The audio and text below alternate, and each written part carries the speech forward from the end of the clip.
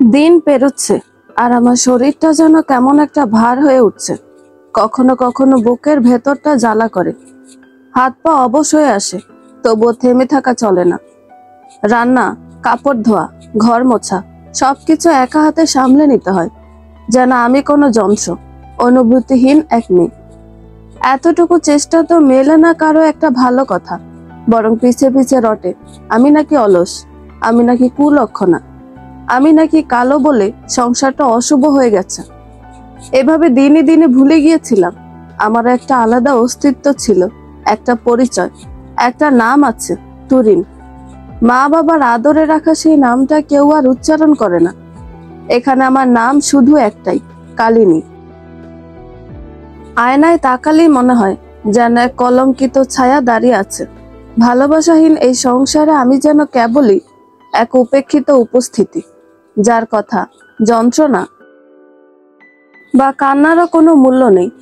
মন মাঝে মাঝে চিৎকার করে বলতে চায়, আমি মানুষ, আমিও ব্যথা পাই, আমিও স্বপ্ন দেখেছিলাম একটু ভালোবাসার, একটু সম্মানের। কিন্তু এখানে কান নেই সে কান্না শোনার। এখানে আমি শুধু সহ্য করার জন্যই জন্মেছি। আর ওই ভেতরের আগুন, যেটা দিন দিন আমাকে পুড়িয়ে ছারখার করে দিচ্ছে, তা কাউকে বলে হালকা হওয়া যায় না। এমনকি সেই আগুনের লেলিহান শিখাও কারো চোখে পড়ে না। তবু বাঁচি, কারণ মেয়েরা নাকি সব সহ্য করতেই জন্মায়, আর আমি তো তার মধ্যে এক কালিনী। এদিকে বাবা খেয়ে না খেয়ে দিন কাটাতেন। মুখটা এতটাই শুকিয়ে গিয়েছিল যে দেখে যেন মনে হতো হাড়ের ওপর মাংস নেই বললেই চলে, শুধু চামড়ার আবরণে একটা জীবন্ত কঙ্কাল। আশপাশের মানুষজন প্রায়ই গলায় উদ্বেগ মেশানো দয়া ঝরিয়ে বলতো, এভাবে আর কতদিন রমিজ মিয়া, মানুষ একা থাকতে থাকতে শুকায় যায়, একটা সঙ্গী তো দরকার, বিয়েটা করেই ফেলুন এবার। কিন্তু বাবা ছিলেন একগুঁয়ে, এক কথার মানুষ। মুখে স্থিরতা, গলায় নরম অথচ অটল সুর। এই বয়সে নতুন করে সংসার পাতার বয়স নেই আমার, লোকজন ছিছি দিবে। মেয়েগুলো শ্বশুর বাড়িতে মাথা তুলে থাকতে পারবে না। আমার তো এমনিতেই কিছু দরকার নেই, যেমন আছি তেমনই থাকি। সেই একাকিত্বে ভরা জীবনেই তিনি খুঁজে নিতেন একরাশ শান্তি, যেন নিজের দুঃখগুলো নিয়ে একটা ছায়াময় সংসার গড়ে তুলেছেন। মাঝরাতে বিছানায় নিঃশব্দে পাশ ফিরতেন, যেন কেউ পাশে নেই, কিন্তু হৃদয়ের কোণে প্রতিটি সন্তানকে জড়িয়ে রাখতেন নিঃশব্দে। এক ভালোবাসার কোলাজে, একা ঘর, নিভু আলো আর পুরনো দিনের কিছু স্মৃতি ছিল তার সাথে। তবুও তিনি ছিলেন দৃঢ়, যেন একটা পোড় খাওয়া গাছ, যা হাজার ঝড়েও মাটি ছেড়ে উঠে দাঁড়ায় না। রাতের নিস্তব্ধতায় ফাহিমের পাশে নিঃশব্দে শুয়ে আছে তুরিন, যে মানুষটা দিনের আলোয় মুখের গড়ন, গায়ের রং, চোখের ভাষা মেপে দেখে। রাতের আধারে সেই মানুষটা কেন খুঁজে না হৃদয়ের আকুলতা, চোখের লুকানো জল। ভাবছিলাম বিয়ের পিড়িতে বসা মানেই বুঝি সুখের নতুন ঠিকানা, কিন্তু সে সুখ যেন আমার ভাগ্য ছাড়া কোনো আলোক ছায়া। দূর থেকে হাতছানি দেয়, কাছে এলেই মিলিয়ে যায়। শাশুড়ির প্রতিটি কটু বাক্য যেন বকে বিষের ছুরি। প্রতিদিন একটু একটু করে নিঃশেষ করে দেয় আত্মসম্মান। মন চায় সব ছেড়ে ছুটে যাই সেই চেনা উঠোনে, যেখানে বাবার ক্লান্ত মুখে লুকিয়ে থাকে নিঃশর্ত ভালোবাসা।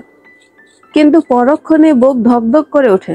মনে পড়ে বাবা যে মানুষটা লোন তুলে মেয়ের বিয়ে দিয়েছিলেন, যে এখন একবেলা খেয়ে অন্য বেলা না খেয়ে ঋণের বোঝা টানছেন, তার গলায় কিভাবে আবার ঝুলে পড়ি শুধুই নিজের অসহায়তা নিয়ে। তাই এই ঘরে যেখানে কেবল নীরবতা আর সহ্য করাই সঙ্গী, তাতেই নিজেকে বোঝাই এই বুঝি মেয়েদের নিয়তি। সুখ না হোক, কমপক্ষে বাবা যেন লজ্জিত না হন, এই দায়টুকু তো পালন করতেই হয়। সকাল সকাল শাশুড়ি গলা চড়িয়ে বললেন, আজ ফাহিম বলেছে মাংস খাবে, তুমি মাংস রান্না করো। আমি নিঃশব্দে মাথা নেড়ে কাজ শুরু করলাম। গত 2 দিন ধরে শরীরটা বেশ খারাপ যাচ্ছে, গা যেন একরাশ ক্লান্তির চাদরে ঢাকা। ক্ষুধা বলে যেন কিছু নেই। তবু মনে মনে ভাবলাম, মাংস রান্না হলে হয়তো আজ একটু ভাত নামবে গলায়। না খেয়ে থাকলে শুধু আমারই নয়, আমার গর্ভে শিশুটারও ক্ষতি হবে। এই চিন্তাটাই এখন আমার সবচেয়ে বড় অবলম্বন। রান্না শেষে আর অপেক্ষা না করে আমি নিজেই খেতে বসে গেলাম। জানি তাদের খাওয়া শেষ হতে হতে পাতের কোণে হয়তো এক ফোঁটা ঝোলও অবশিষ্ট থাকবে না আমার জন্য। তাই সবার আগে নিজেই নিজের পাত সাজালাম। 2-4 পিস মাংস তুলে নিলাম পাতে। মাত্র 2 লোকমা মুখে দিয়েছি, এমন সময় পেছন থেকে শাশুড়ির কণ্ঠ কাঁপিয়ে উঠল। এই কি, রান্না শেষ হতে না হতে খেতে বসে পড়েছ? একটু তো লজ্জা নেই তোমার? আমি মুখ না তুলে খাওয়া চালিয়ে গেলাম। শরীর ক্লান্ত, মন ক্লান্ত, তবু আজকে আর মাথা নত করিনি। নিজের ভেতরের কণ্ঠে যেন কোনো এক শক্তি বলল, অনেক তো তাদের দিকে তাকিয়েছিলাম, প্রতিদানে পেয়েছি অবহেলা, উপেক্ষা আর অনন্ত অভিমান। আজ থেকে আর নয়, আমি খাচ্ছি আমার জন্য না হোক, আমার সন্তানের জন্য। তার শরীর যেন দুর্বল না হয়, তার পৃথিবীতে আসার পথ যেন না হয় কষ্টের। এই যুদ্ধ শুধু আমার একার নয়, এটা এক মার যুদ্ধ, যে নিঃশব্দে নিজের ভেতর গড়ে তোলে আরেকটি জীবন। আজ থেকে সে জীবনের কাছে আমি দায়বদ্ধ। রাতে সবাই একসাথে খেতে বসতেই শাশুড়ির মুখমণ্ডলে অস্থিরতা ছড়িয়ে পড়ল। চোখ মুখ কুঁচকে গলায় অভিমান মেশানো কাঁপুনি নিয়ে তিনি বললেন, আমি খাবো না। শ্বশুর জিজ্ঞেস করলেন, কেন, কি হয়েছে, খাবে না কেন? তিনি মুখ ঘুরিয়ে কাটা গলায় বললেন, খাল কেটে ঘরে কুমির এনেছি আমরা। এই কালিনী রান্না করেছে ঠিকই, কিন্তু সবার আগে মাংসের ভালো ভালো পিসগুলো নিজের পাতে তুলে খেয়ে নিয়েছে। আমি থমকে গেলাম, যেন মাটির নিচে দাঁড়িয়ে আছি, অথচ পায়ের নিচে কোনো ভিত্তি নেই। শাশুড়ির কথায় আমি অবাক হয়ে বললাম, এখনো তো অনেক মাংস রয়েছে মা, আমি তো মাত্র 3টা পিস নিয়েছি। তিনি সাফ গর্জে উঠলেন, 3টা পিসই কেন খাবি?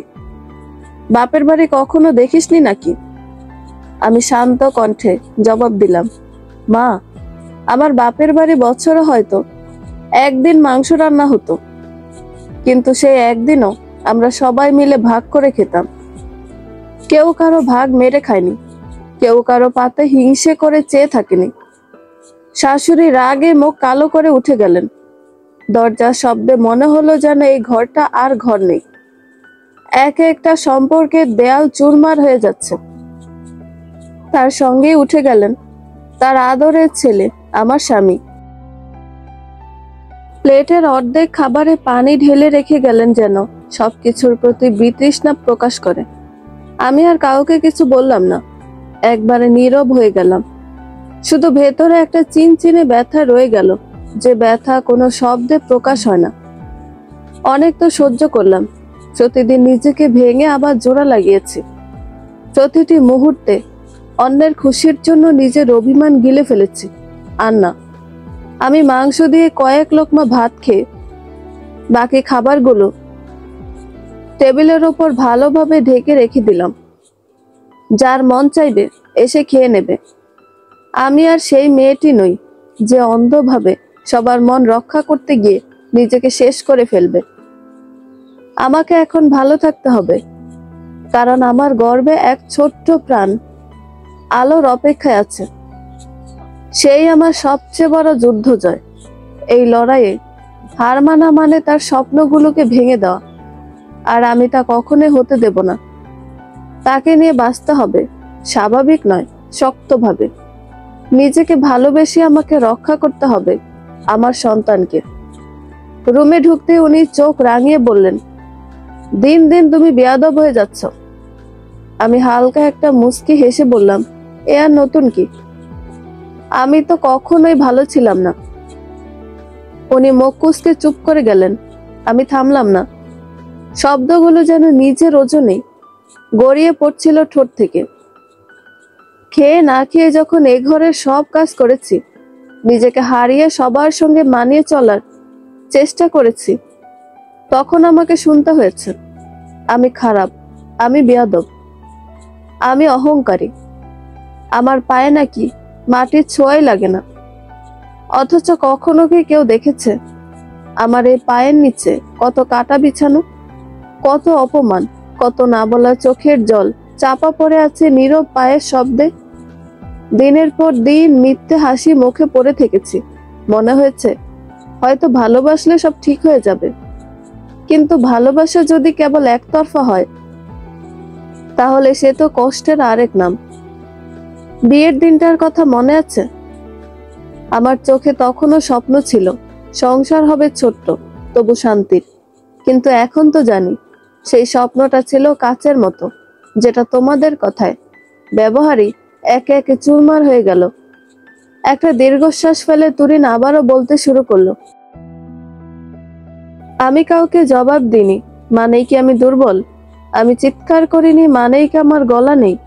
আমি চুপচাপ সহ্য করেছি কারণ আমি ভেঙে পড়িনি এখনো। তবে মনে রেখো, চুপ থাকা মেয়েরাও একসময় বিদ্রোহ করে, আর সেই বিদ্রোহ কোনো শব্দ হয় না, হয় একেবারে নীরব বিচ্ছেদে। তারপর তুরিন জানালার পাশে গিয়ে দাঁড়ালো। রাতের আলো আধারিতে তার মুখে ছিল শান্তি, কিন্তু চোখ দুটো যেন বলে যাচ্ছিল সে শান্তি নয়, নিঃশেষ হওয়ার চিহ্ন মাত্র। সকালটা যেন সবসময় একটু তাড়াতাড়ি শুরু হয়। চোখ মেলতেই শাশুড়ির গলার আওয়াজ কানে আসে, এই ঘরের বউ বুঝি রানী হয়ে এসেছে? 7টায় ঘুম থেকে উঠবে? তুরিন তাড়াহুড়ো করে উঠে পড়ে। নিজেকে আয়নায় দেখে মনে হয়, এই মুখটার ক্লান্তি কেউ কি দেখে? ভোরবেলায় ঘুম ভাঙার পরও শরীর যেন আর উঠতে চায় না, কিন্তু এই বাড়িতে বিশ্রাম শব্দটা যেন নিষিদ্ধ। সবার আগে রান্নাঘরে ঢুকতে হয়। হাড়ির ভাপে ঘেমে ভিজে যায় চুল, তারপর কাপড় ধোয়া, ঘর মোছা, ফাহিমের নাস্তা, শাশুড়ির ওষুধ। এইসব করতে করতে কখন দুপুর হয়, কখন নিজে খেয়েছে সেটা তুরিনেরও মনেও থাকে না। একটা সময় দাঁড়িয়ে থমকে যায় তুরিন। চোখের সামনে ভেসে ওঠে সেই মানুষটার মুখ যিনি নিজের ভাত না খেয়ে মেয়ে বিয়ে দিয়েছিলেন, যার চশমার কাচের ওপরে গ্লানির কুয়াশা, অথচ মুখে একটুকু অভিযোগ নেই। তুরিনের মনে পড়ে যায় বিয়ের দিন বাবার চোখটা ছিল টলমল, হয়তো আনন্দে, হয়তো অজানা আশঙ্কায়। লোনের টাকা হাতে পাওয়ার দিন যে হাসি বাবার মুখে দেখেছিল তুরিন, সেই হাসি যেন ছিল দায়বদ্ধতার, আর মেয়ে সুখে থাকবে এই বিশ্বাসের। আজ সে বাবাই এখনো লোন শোধ করে যাচ্ছেন। সকালে পান্তা ভাত আর পেঁয়াজ কুচি খেয়ে কাজে বের হন। রোদে পুড়ে ঘরে ফিরে ফোনে জিজ্ঞেস করেন, তো শ্বশুর বাড়িতে ঠিক মতো খাইছিস তো মা? তুরিনের বুকটা হুহু করে ওঠে। নিজের হাতের ছেঁকা খাওয়া দাগের চেয়ে বাবার কষ্ট যেন 1000 গুণ বেশি পড়ে। কেউ বোঝে না এই মেয়েটার বুকেও এক খণ্ড বাবার পৃথিবী গেঁথে আছে। স্বামী সন্তান নিয়ে মেজ আপা মাত্র 7 দিনের জন্য দেশের বাইরে যাবেন। এইটুকু খবরেই শাশুড়ির চোখ ভরে উঠল জলে, যেন ছেলে মেয়ে নাতি নাতনির সংসারটা এক মুহূর্তেই শূন্য হয়ে যাচ্ছে। কে বলবে মেজ আপা এই মেয়েটা কখনো তার নিজের বাবার মনের ভাষা বুঝে উঠতে পারেনি, অথচ শ্বশুরবাড়ির ছোট বড় সব কথা তার মুখস্থ। ঘরের কোন খোপে কি জিনিস রাখা আছে, কোনটা কবে শেষ হবে, কোন ঔষধ শ্বশুর সময় মতো খায়, সবকিছুই যেন তার মগজে গেঁথে আছে। সংসারের প্রতিটি ইট পাথরে তার ছোঁয়া। শাশুড়ির শাড়ির কোচা নুয়ে গেলে সে নিজ হাতে ভাঁজ করে রাখে। শ্বশুরের পাঞ্জাবি মলিন হলে মনের ভেতর তোলপাড় লাগে। বুয়ার অনুপস্থিতিতে ঝাঁট মোছা রান্না সব নিজের হাতে সারে। ছেলে মেয়ের স্কুলের ব্যাগ গোছানো থেকে শুরু করে শাশুড়ির পায়ের ফাটা পর্যন্ত সবই তার নজরে। এই সংসারটাকে সে নিজের আত্মার মতো বুকে টেনে নিয়েছে। হয়তো বাবার বাড়িতে কেউ কোনো দায়িত্ব তার হাতে দেয়নি, কিন্তু শ্বশুর বাড়িতে সে যেন এক অনিবার্য অদৃশ্য বন্ধন হয়ে উঠেছে।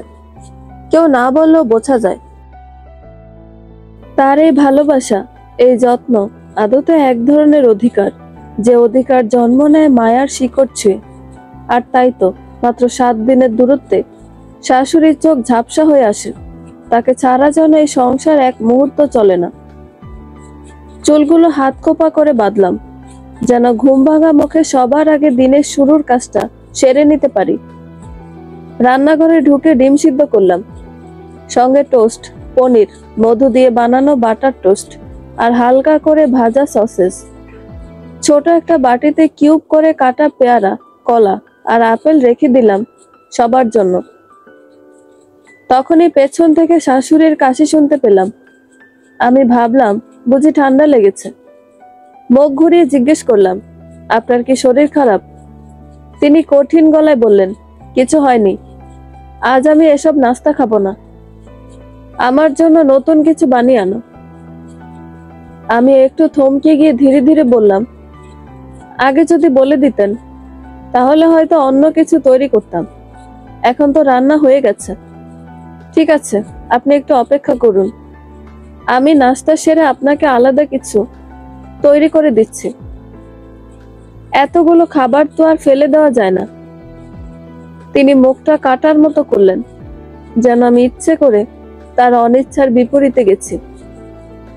হঠাৎ গলায় বিষ মিশিয়ে বললেন, তোমার তো সবকিছুতে অগাধ জ্ঞান, এইটুকু বুঝলে না আমি আজ কিছু হালকা খেতে চাই, কারো মনের মতো কিছু করতেই পারো না।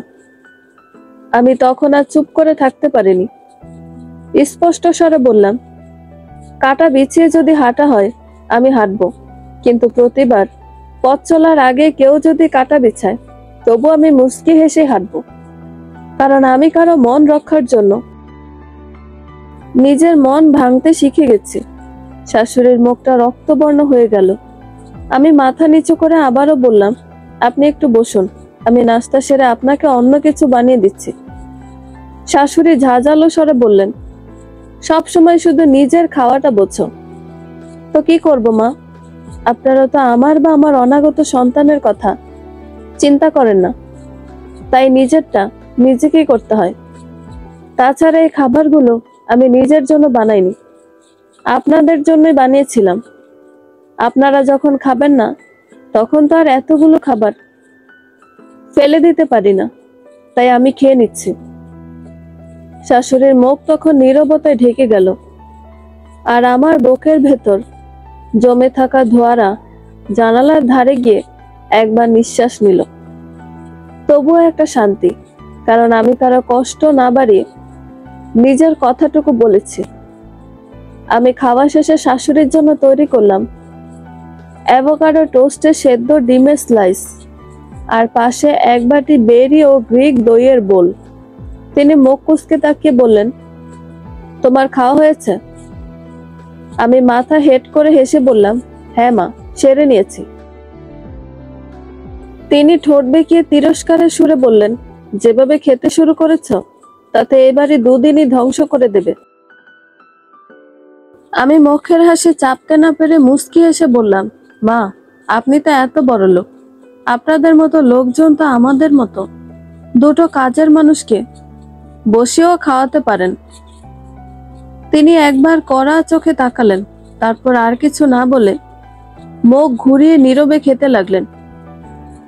আমি কিছুক্ষণ নীরব থেকে মোলায়েম কণ্ঠে বললাম, মা, ভাবছিলাম ডাক্তারের কাছে একবার যাওয়া উচিত, এতদিন হয়ে গেছে, অন্তত একবার পরীক্ষা তো করা দরকার। তার চোখ রক্তবর্ণ হয়ে উঠল, কণ্ঠস্বর তীক্ষ্ণ হয়ে উঠল মুহূর্তে। কেন, আমরা কি বাচ্চা জন্ম দেইনি? আমাদেরও তো বিয়ে হয়েছিল, তখন কি বারবার ডাক্তারের পিছনে ঘুরতে হয়েছিল? আমি শান্ত গলায় বললাম, মা, সময় বদলেছে, আর প্রত্যেকটা শরীর তো একরকম নয়। আপনার আশীর্বাদ থাকলে সব ঠিক হবে, শুধু একটু সাহস আর সাপোর্ট চাই।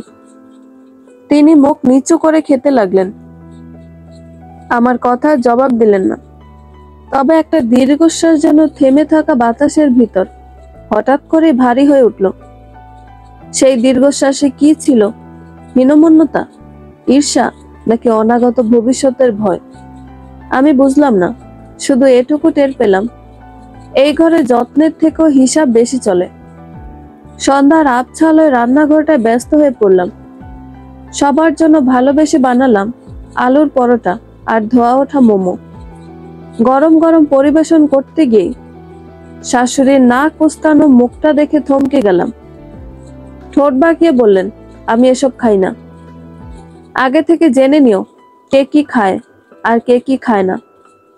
এরপর থেকে আমার মতামত নিয়েই রান্না করবে।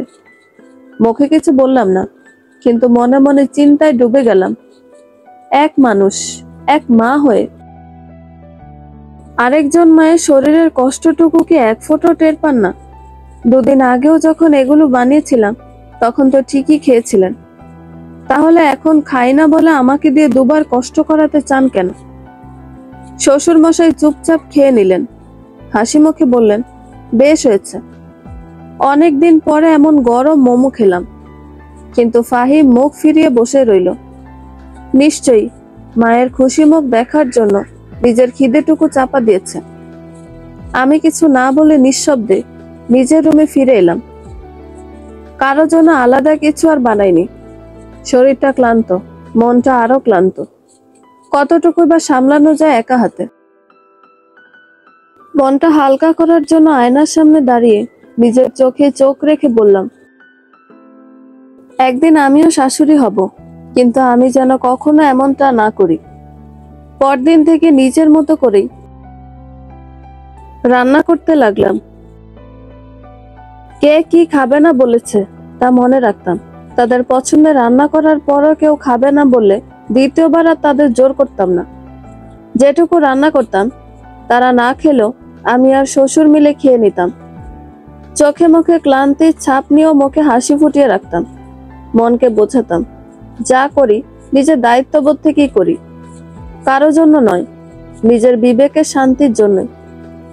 তবে মাঝে মাঝে মনের কোণে একটাই প্রশ্ন উকি দিত, একজন মা হয়ে আরেকজন নারীর কষ্ট এতটা অচেনা লাগে কিভাবে? দিন দিন শরীর যেন নিজের সাথে যুদ্ধ ঘোষণা করছে। প্রতিটি ভোর যেন আমার কাছে আরেকটি নতুন যুদ্ধের ঘন্টা বাজায়। একদিন সাহস করে শাশুড়িকে বললাম, একটা কাজের মেয়ে রাখেন মা, এখন তো শরীরটাও আগের মতো নেই। অন্তঃসত্ত্বা শরীরটা নড়াচড়া করলেই হাঁপ ধরে যায়। উনি কপাল কুঁচকে রুক্ষ গলায় বললেন, টাকা কি গাছ থেকে পড়ে? এসব করেই তো মানুষ এক একটা বউকে বাড়ির মাথায় তোলে। কোনো উত্তর দিলাম না, শুধু ঠোঁট চেপে রেখে চুপচাপ পাথরের মতো দাঁড়িয়ে রইলাম। জানতাম কিছু বললেও ফল শূন্য, তাই না বলা কথাগুলো বুকেই পাথর হয়ে জমে রইল। ভোর হতে উঠে দাঁড়াতাম, শরীরের ব্যথা, বমি বমি ভাব, মাথা ঘোরা, সবকিছুকে পাশ কাটিয়ে রান্নাঘরে ঢুকতাম। রান্না করতাম ঠিকই, কিন্তু এক এক দিন মনে হতো পাতিলে নুনের বদলে চোখের জল ফোটে। দিনের পর দিন কেবল দিয়েছি ভালোবাসা, যত্ন, শ্রম, বিনিময়ে পেয়েছে অভিযোগ আর উপেক্ষা। কখনো নিজে খেয়ে শুয়ে পড়তাম, কারো প্লেট সাজানোরও শক্তি থাকতো না। আবার কোনোদিন নিজেরই খাওয়া হতো না, শুধু পেটের ভেতরে যে ছোট্ট একটা প্রাণ ধীরে ধীরে গড়ে উঠছে তাকিয়ে বলতাম, তুই কষ্ট সহ্য করে নে বাবা। মা একা, খুব একা। 8 মাস যখন শেষের পথে, আমার শরীর আরো ভারী আর ক্লান্তিতে জর্জরিত। ঠিক সেই সময় শাশুড়ি হঠাৎই বললেন, তোর বাবাকে খবর দে, বলিস এসে যেন কথা বলে। বাবা আসবেন শুনে অন্তরের অন্তঃস্থল থেকে এক অজানা আবেগ মাথা চাড়া দিয়ে উঠল। শরীর চলছিল না, তবুও গ্যাসের চুলার সামনে দাঁড়িয়ে বাবার প্রিয় 2-1টা পদ রান্না করলাম। বিয়ের পর প্রথমবার বাবাকে আসতে বলেছি। এ অনুভবের মধ্যে ছিল ভয়, ছিল আবেগ, ছিল চাপা কান্নার ঢেউ। বাবা দরজায় পা রাখতেই শুরু হলো অপমানের জলসা। শাশুড়ি কড়া গলায় বললেন, আপনার মেয়ে একটা কাজেরও না, রান্নাটা করে তাও নিজে আগে আগে খেয়ে নেয়, কারোর দিকে ফিরেও তাকায় না, কারো মানিজ্যতে তোয়াক্কা নেই তার, নিজের মতো চলে, কাউকে কিছু বলে না। এই আপনার শিক্ষাদান? আমি স্তব্ধ হয়ে দাঁড়িয়েছিলাম, চোখ নিচু, হৃদয় ভার। বাবা আমার দিকে তাকিয়ে দীর্ঘশ্বাস ছেড়ে বললেন, তোকে আমি এই শিক্ষা দিয়েছি তুরিন? তুই তো এমন ছিলি না মা, কেমন করে এত বদলে গেলি?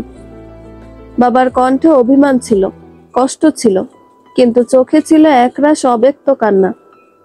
আমি চুপচাপ বসে রইলাম, বলার মতো কিছুই ছিল না। তখনও কারো মনে হয়নি যে মেয়ের গায়ে প্রাণ নেই, পেটে সন্তান নিয়ে সংসারে খুঁটিনাটি সামলে বাঁচতে লড়ছে, সে আসলে কেমন বেদনায় ডুবে আছে। বাবা যখন চোখে জমে থাকা জল গোপনে মুছে শাশুড়ির সামনে মাথা নিচু করে ক্ষমা চাইতে যাচ্ছিলেন, আমি তখন কাঁপা হাতে বাবার হাত চেপে ধরলাম। চোখ দুটি জোড়া দিতে পারছিলাম না, তবু বুকের ভেতর জমে থাকা সব কথা যেন অশ্রু সজল কণ্ঠে একে একে বেরিয়ে এলো। এখানে আমি ভালো নেই বাবা, আমাকে তোমার সাথে বাড়ি নিয়ে চলো। এই টাকা, এই সোনা, এই রাজপ্রাসাদ কিচ্ছু আমার না। এই ঘরে সব আছে, শুধু নেই একটু ভালোবাসা। সারাদিন অসুস্থ শরীর নিয়ে কাজ করে গেল, কেউ একটা কথা জিজ্ঞেস করে না, কেমন আছে তুরিন?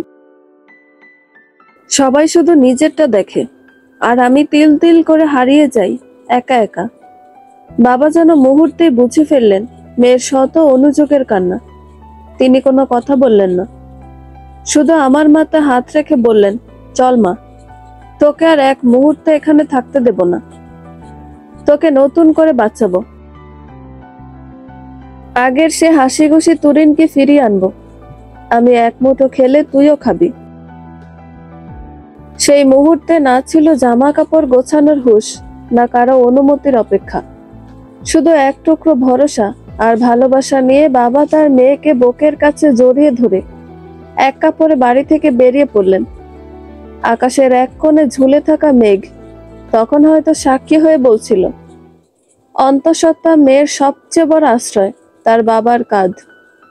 পেছনে পড়ে রইল ঐশ্বর্যের মায়া, আর পেছনের দরজায় দাঁড়িয়ে অবাক চাহনিতে তাকিয়ে থাকা কিছু নির্বাক মানুষ। তুরিন ফিরছিল ঠিক যেন জন্মের মতো করে, বাবার আশ্রয়ে আবার নতুন করে বাঁচতে। শাশুড়ি ফোন হাতে রাগে ফুঁসতে ফুঁসতে শ্বশুরকে কল করে বললেন, তুমি এখনই অফিস থেকে ফিরো, ফাহিমকেও সঙ্গে আনো, ও একেবারে পেয়ে বসেছে আমাদের। ফাহিমা শ্বশুর যখন বাড়িতে এলেন, শাশুড়ি তখনও ক্ষুব্ধ কণ্ঠে অভিযোগের পাহাড় তুলে চলেছেন। একটা সংসার টিকিয়ে রাখতে শাশুড়ির ছায়া লাগে, আর আমি ওর মাথার উপর ছায়া হয়ে দাঁড়িয়েছিলাম। অথচ সে কি করলো? বেয়াই সাহেব এসে মেয়েকে এক কাপড়ে তুলে নিয়ে গেলেন, না কোনো জিজ্ঞাসা, না কোনো সম্মতি। আর শুনলে তো অবাক হবে, বলছে নাকি আমরা তাকে খেতে দিই না, পড়তে দিই না, সারাদিন কাজ করিয়ে মারি। বিয়ে কি খেলনা নাকি? আজ মেজাজ খারাপ, তাই বাবার বাড়ি চলে যাবে, যখন খুশি তখন ফিরবে। এবারে কি বড়রা নেই? কারোর অনুমতি নেওয়ারও প্রয়োজন বোধ করলো না। আর সেই বাবাও কেমন, তিনি নিজেও মেয়েকে এমন করে গড়ে তুলেছেন, একেবারে বেয়াদব। একটু থেমে আরো তীব্র হয়ে বললেন, আজ যে মেয়েকে নিয়ে গেলেন, কাল তো আবার সমাজে আমাদের মুখ দেখাতে হবে। কি মুখে বলবো সবাইকে? ছেলের বউ বাড়ি ছেড়ে চলে গেছে, সমাজে তো এখন আমাদেরই বদনাম হবে। এই মেয়েকে ঘরে এনে যেন আগুন লাগিয়েছি ঘিয়ের হাড়িতে। চারপাশে থমথমে নীরবতা। ফাহিম কেবল নিঃশব্দে মাথা নিচু করে দাঁড়িয়ে রইল। গাড়ির জানালার কাচের ওপারে সন্ধ্যার আলোটা কেমন নিস্তব্ধ হয়ে ঝিমিয়ে পড়েছে। আমি মাথা হেলে বসে আছি, বুকের ভেতরটা কেমন হাহাকার করছে। ভাবছি কত শখ করে বাবার জন্য তার প্রিয় শুটকি ভুনা আর গরম ভাত রেঁধেছিলাম, যেন তিনি মুখে তুলে বলবেন। মেয়ের হাতে এখনো সেই আগের মতো স্বাদ আছে, কিন্তু ভাগ্যই বুঝি সময়টা কেড়ে নিয়েছে। তার মুখে তুলে দেওয়ার সেই স্বাদ আজও অপূর্ণই রয়ে গেল। পেটে একটা চাপ টের পেয়ে আমি পেটের ওপর হাত রাখলাম। এই যে অনাগত সন্তান, তার জন্যই তো ফিরে আসা, কিন্তু ফিরেও কি শান্তি পাবো? পরক্ষণে মনে হলো, এই সমাজ, এই আত্মীয় স্বজন মুখে যতই মায়া দেখাক, চোখে ততটাই কাটা হয়ে থাকবে আমার ফেরাটা। কে কি বলবে, কে কিভাবে মুখ ঘুরিয়ে নেবে, সবই যেন স্পষ্ট দেখতে পাচ্ছি। আর বাবা, যিনি একদম নিঃস্ব হয়ে আজও টেনে চলেছেন সংসারের হাল, তিনি এখন কি ঋণের বোঝা বইবেন, নাকি আমার মুখের জল মুছবেন? হঠাৎ যেন বুকটা হু হু করে উঠল। আমি শুধু চুপচাপ বাবার দিকে তাকিয়ে থাকলাম। তিনি একবারও আমার দিকে না তাকিয়ে জানালার বাইরে চেয়ে আছেন, অথচ আমি জানি তার চোখেও জমে আছে এক চিলতে অসমাপ্ত কান্না। ফিরতে ফিরতে রাত নামলো চুপিসারে। চাঁদের আলো ফিকে হয়ে এসেছে, বাতাসেও যেন ক্লান্তির সুর। শরীরটা আগে হার মানছিল, এবার মনটাও কেমন যেন ভারী হয়ে উঠল। পাশের বাড়ির ভাবি আমাকে দেখে যেন চমকে উঠলেন। দৌড়ে এসে বুক ভরে জড়িয়ে ধরে বললেন, আরে তুরিন যে, কতদিন পর এলি? এই গায়ের বাতাস তো তোদের আর সহ্য হয় না। তুইও কি কাল সকালেই চলে যাবি তোর বোনদের মতো? শহরের হাওয়া একবার গায়ে লাগলে তো এ মাটির গন্ধই ভুলে যাস তোরা। আমি শুধু মুচকি হেসে চুপ করে থাকলাম। ভিতরে ভিতরে হাজারো শব্দ মুখ গলিয়ে বেরিয়ে আসতে চাইল, কিন্তু আমি গিলে ফেললাম সবকিছু। শুধুই চুপচাপ হাসলাম। বাবা পুরো বিষয়টি চেপে গেলেন। ভাবির দিকে তাকিয়ে শান্ত কণ্ঠে বললেন, তুরিনের শরীর ভালো না। সকালে ফোনে বলছিল, বাবা তোমাকে খুব দেখতে ইচ্ছে করছে। আমি আর দেরি করিনি, নিয়ে এলাম। ভাবলাম কটা দিন বাবার কাছে থাকুক, মনটা ভালো হবে।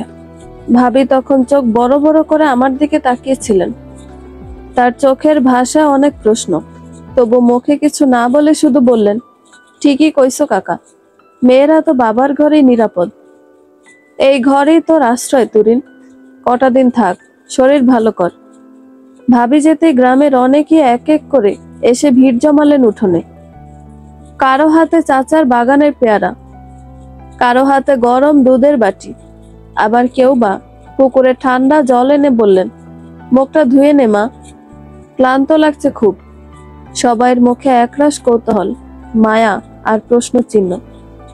যেন অনেক কথা জমে আছে, বলবে কি বলবে না সেই দ্বিধায় থমকে আছে প্রতিটি চোখের দৃষ্টি।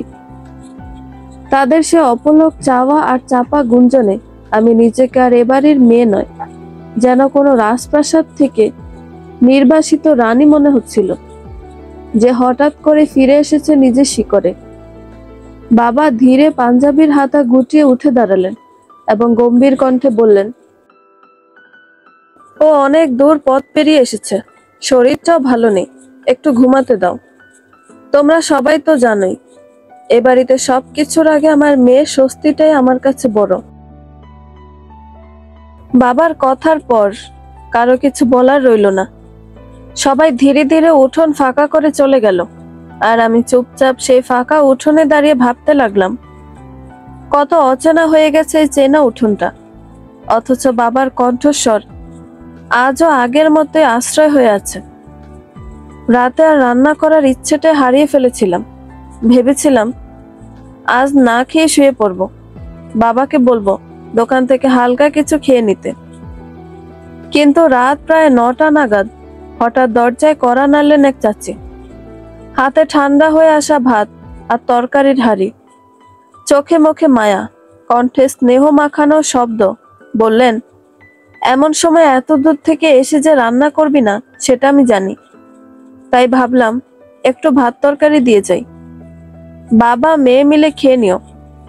আমার ভেতরে যেন কিছু একটা নরম হয়ে গেল, গলার কাছে দলা পাকিয়ে উঠল একরাশ কৃতজ্ঞতা।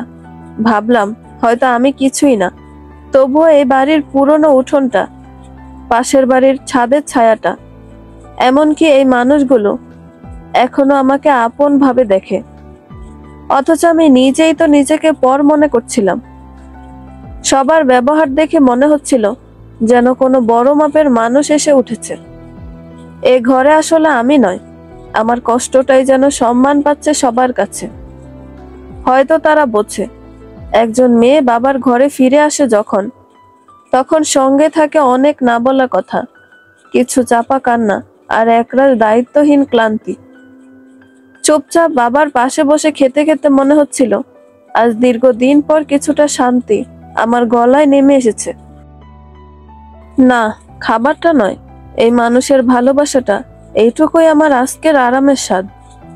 পরের দিন থেকে শুরু হলো আমার জীবনের এক নতুন সকাল। জানালা খুলতেই চোখে পড়ল অপরূপ এক গ্রামীণ দৃশ্য। ঘুম ভেঙে যাওয়া সকালটা যেন আলপনার মতো সাজানো। পাখির কিচিরমিচির, হাঁস মুরগির নির্ভার ডাক, আর পথ ধরে হেঁটে চলা পরিশ্রমী মানুষেরা।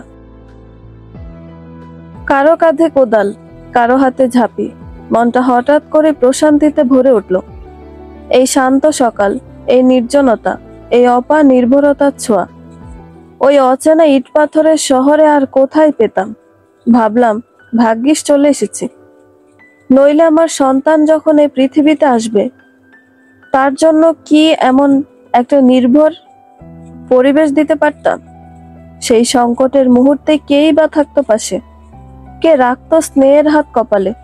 সব ভাবনা মাথা থেকে সরিয়ে চুলগুলো হাতের আঙুলে গুটিয়ে খোপা বাঁধলাম।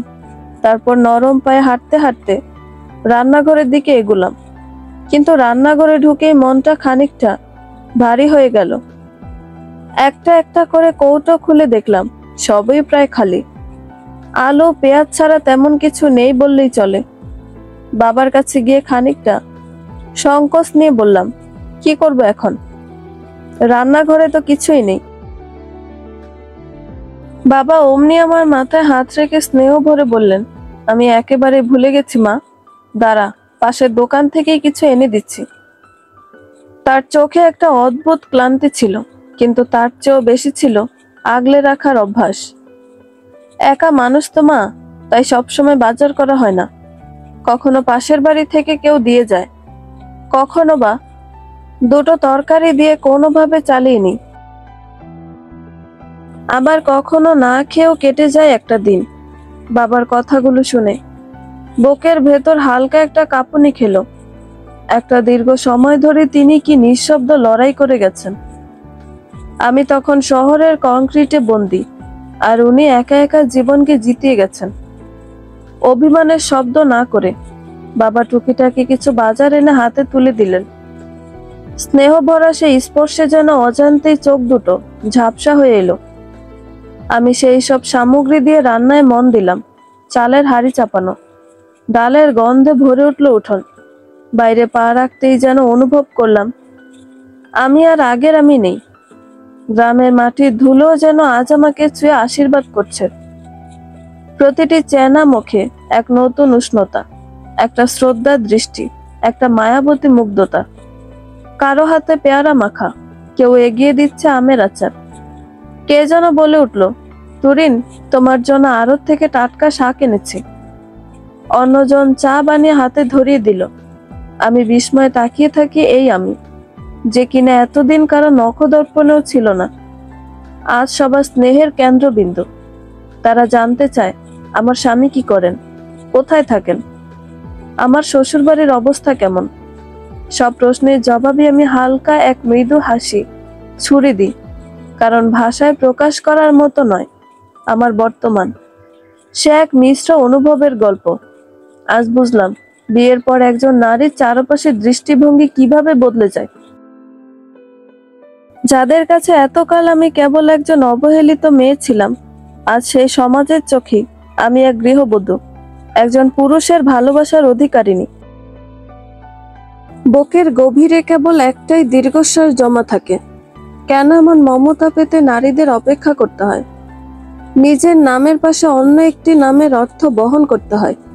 উঠোনে বসে আছি, মাথায় ঠান্ডা বাতাসের মতো শান্তির স্পর্শে। পাশের বাসার ভাবি যত্ন করে তেল দিচ্ছেন। সেই আদর, সেই কোমল স্পর্শে যেন হারিয়ে যাচ্ছি কোনো এক দূর অতীতে। ইস, কত বছর পর এমন স্নেহ পেলাম। মা মারা যাবার পর মাথায় এমন আদরে কেউ হাত রাখেনি। চোখ বন্ধ করতেই যেন মা এসে দাঁড়ালো আমার সামনে।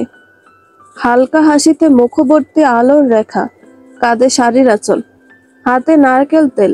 মাঝে মাঝে কপালে চুমু দিচ্ছেন আর বলছেন, কালো হলে কি হয়েছে, আমার মেয়ের মনটা তো সোনা। চোখের কোনা ভিজে এলো। কালো গায়ের রঙের জন্য একের পর এক রিজেকশন।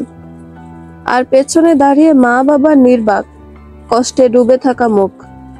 প্রতিটি প্রত্যাখ্যান যেন কেবল আমাকেই নয়, আমার পরিবারের স্বপ্নকেও প্রতিবার করে খান খান করেছে।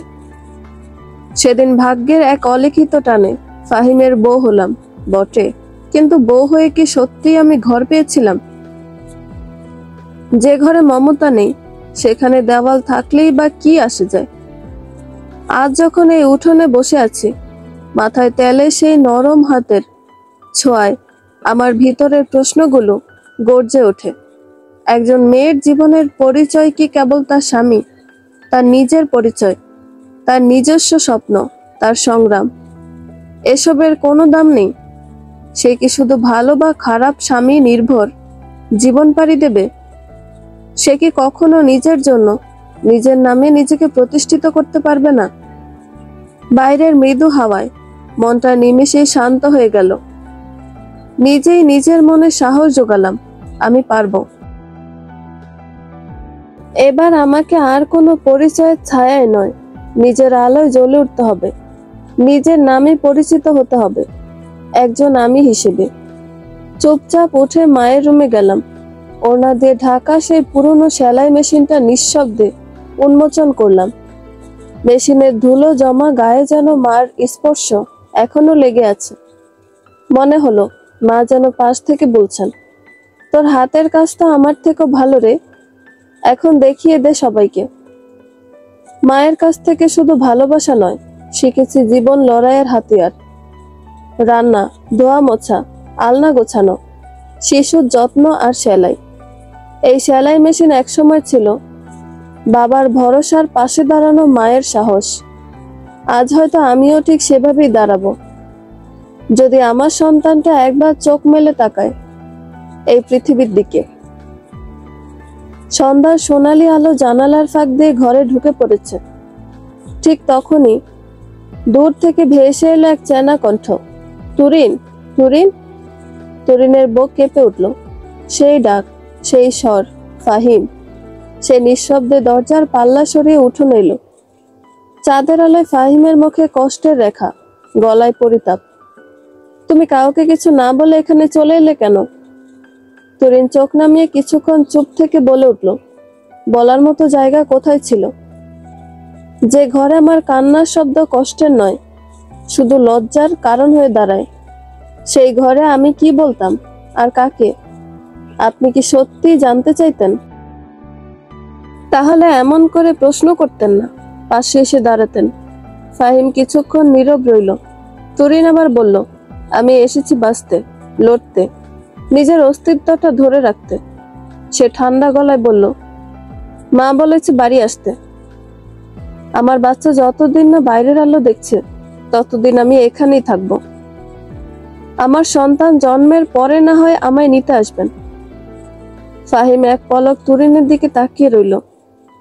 তুরিন চোখ নামিয়ে ধীর কণ্ঠে বলল, আসুন, ঘরে এসে বসুন। ফাহিম ঠোঁটে তাচ্ছিল্যের রেখা এঁকে বলল, এই পিচ্ছি ঘরে বসতে গেলে তো ঘরের চাল এসে আমার মাথায় লাগবে।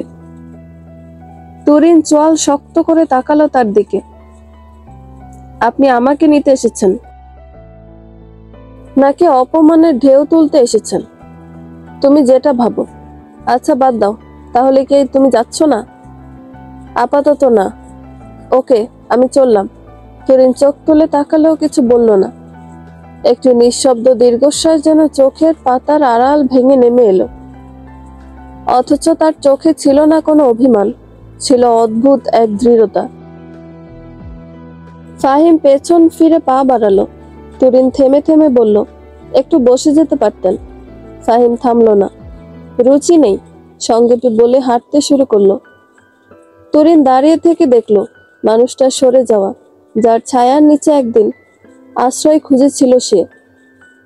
আজ সেই ছায়া নিজে হয়ে উঠেছে বিষাক্ত রোদ্দুর। রাতে বাবা বাড়ি ফিরলেন একটু ক্লান্ত মুখে। দরজার ছায়ায় দাঁড়িয়ে যেন কিছুক্ষণ আমাকে নীরবে দেখলেন। তারপর পকেট থেকে ভাঁজ করা 2টা 1000 টাকার নোট বের করে আমার হাতে দিয়ে বললেন, কাল একবার তোর ভাবিকে নিয়ে ডাক্তারের কাছে যাস। শরীর ঠিক নাই বুঝতে পারতেছি। আমি চুপচাপ টাকা হাতে নিলাম, কিন্তু মুখে কিছু বললাম না। মনে মনে একটা দীর্ঘশ্বাস এলিয়ে দিলাম। এটাই বুঝি বাবার ছায়াতল। নিঃশব্দ অথচ অমোঘ আশ্রয়। ওদিকে শ্বশুরবাড়ির সম্পদের পাহাড়, অথচ একবারও শাশুড়ি মুখে বলেননি চল মা ডাক্তার দেখাই। উল্টা আমি যখন সাহস করে বলেছিলাম, উনি চেঁচিয়ে উঠেছিলেন এমন ভাবে যেন আমার অসুখটা এক প্রকার দোষ। বাবার কিছু নেই, তবু তার আদর আশ্বাস যেন রত্নের চেয়েও দামি। এই 2000 টাকায় শুধু চিকিৎসা নয়, বাবার অগাধ ভালোবাসা মিশে আছে। আমি মিনমিন করে বললাম, বাবা আজ উনি এসেছিলেন। বাবা কপাল কুঁচকে তাকালেন। কেন? আমাকে নিতে। আমি বলেছি এখন যাব না। ভালো করেছিস, জামাইকে বসতে বলিসনি? বসতে বলেছিলাম, কিন্তু উনি বসেননি। দরজার বাইরেই দাঁড়িয়ে থেকে ফিরে গেছেন। বাবা একটুখানি হাসলেন। আচ্ছা যা, তুই এখন এসব নিয়ে ভাবিস না। যেটা কপালে আছে সেটা ঠিকই দেখা যাবে। তারপর আমার মাথায় আলতো করে হাত রাখলেন। সেই স্পর্শে যেন সমস্ত ভাঙচুর, সমস্ত অবহেলার হাহাকার মুহূর্তে শান্ত হয়ে গেল। কিন্তু কোথাও একটুখানি ব্যথা ঠিক রয়ে গেল। যেখানে বাবারা মেয়েদের আগলে রাখেন, সেখানে স্বামীরা কেন শুধু ছাড়ার অজুহাত খুঁজে? মেয়েরা এতটা একা হয় কেন যখন তারা মা হতে যাচ্ছে? ভোরের নিস্তব্ধতা ভেঙে বাবার ফোন বেজে উঠতেই মন কেমন করে উঠেছিল। আহত পাখির মতো আমার বুকের ভিতরটা ছটফট করছিল। শুধু আন্দাজ করছিলাম, নিশ্চয় ওদিক থেকে আবার কোনো অপমান ছুটে আসবে। ঠিক তাই হলো। শাশুড়ির কণ্ঠে মমতার লেশমাত্র নেই, ছিল শুধু কঠোরতা আর অবজ্ঞার বিষ। ভালো মন্দ কিছু না শুনেই জোর গলায় বলে উঠলেন, অমন বেয়াদব মেয়েকে আমি আর ঘরে তুলব না। বেয়াইমশাই, আদব কায়দা শেখাননি বুঝছি। জামাই যখন নিতে গেছে তখন তাকে খালি হাতে ফিরিয়ে দিল। এই মেয়েকে আমার বাড়ির চৌকাঠে আমি আনবো না। আমার ছেলেকে আবার বিয়ে দেব। শব্দগুলো বিষাক্ত তীর হয়ে বিদ্ধ করলো আমার আত্মায়। ফোন কেটে দেওয়ার শব্দটা যেন বজ্রপাতের মতো আমার কানে বাজলো। বাবা ধপ করে মাটিতে বসে পড়লেন। আমি ছুটে গিয়ে বাবার কাঁধে হাত রাখলাম, কিন্তু তার মুখটা এমন নিস্তেজ, এমন থমথমে যেন সব শব্দ, সব আশ্বাস কোথায় হারিয়ে গেছে। আমার নিজের বুকের ভিতরে অদ্ভুত হাহাকার। একটা জীবন দিয়ে যে সম্পর্কটাকে টিকিয়ে রেখেছিলাম, আজ তার ইতি টানার ঘোষণা শুনে হৃদয় যেন চিৎকার করে উঠতে চাইল। শত অবহেলা, শত অপমান সয়েও পড়েছিলাম ও বাড়িতে, শুধু ওনার একটু ভরসার জন্য। আজ বুঝি সবকিছু শেষ। তবু কোথায় যেন এক ফোঁটা ভালোবাসা জমেছিল, তাই বুকটা এমন কান্নায় ভরে যাচ্ছে। দম বন্ধ লাগছে। জীবনের সমস্ত রং এক মুহূর্তে ফিকে হয়ে গেছে। আলো অন্ধকারের মাঝে ঝাপসা হয়ে গেছে ভবিষ্যতের ছবি। সবকিছু থেমে আছে, শুধু চোখের কোণা বেয়ে নীরব কান্না গড়িয়ে পড়ছে, প্রতিধ্বনি ছাড়া, প্রতিশ্রুতি ছাড়া। নিজেকে দৃঢ় রাখার সর্বোচ্চ চেষ্টা করেও গলার কাঁপুনি লুকোতে পারছিলাম না। তবুও চোখের জল গিলে নিয়ে বাবার কাঁধে হাত রেখে মৃদু স্বরে বললাম, হয়ে যাক না বিচ্ছেদ। এটা নিয়ে এতটা ভেঙে পড়ো না বাবা। তুমি কি পারবে না আমাদের দুমুঠো খাওয়াতে? বাবার শুকনো মুখটা থমকে রইল। তারপর নিঃশব্দে বললেন, খাওয়াতে পারবো। হয়তো সোনার থালা নয়, কিন্তু আমার নিজের হাতে খাবার খাইয়ে দিতে পারবো। কিন্তু ওই বাড়ির মতো ঐশ্বর্য তা তো আর দিতে পারবো না মা। আমি হেসে ফেললাম এক বুক দুঃখ নিয়ে। বাবা, সত্যি কি তুমি মনে করো ওই বাড়িতে আমি ভালো ছিলাম? তুমি ভেবেছিলে মেয়েকে বড় ঘরে দিলে বাকি জীবনটা সে রাজরানীর মতো কাটাবে, কিন্তু তুমি জানো না সেই প্রাসাদে আমার মন কেঁদেছে।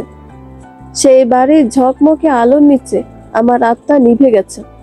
বিশ্বাস করো বাবা, টাকা পয়সা, সাজানো সংসার, দামি আসবাব, এগুলো দিয়ে হৃদয়ের ক্ষুধা মেটে না। ও বাড়ি আমার জন্য ছিল একটা সোনার খাঁচা। সেখানে ভালোবাসা ছিল না, সম্মান ছিল না, ছিল না এক টুকরো প্রশ্রয়। তার চেয়ে আমি এখানে ভালো আছি, তোমার ছায়ায়, নিজের পরিচয়। আমি আর ও বাড়িতে ফিরতে চাই না বাবা। আমি মুক্তি চাই, নিজেকে আবার খুঁজে পেতে চাই এই মাটির ঘ্রাণে, এই ভালোবাসার ঘরে। বাবা চুপ করে রইলেন।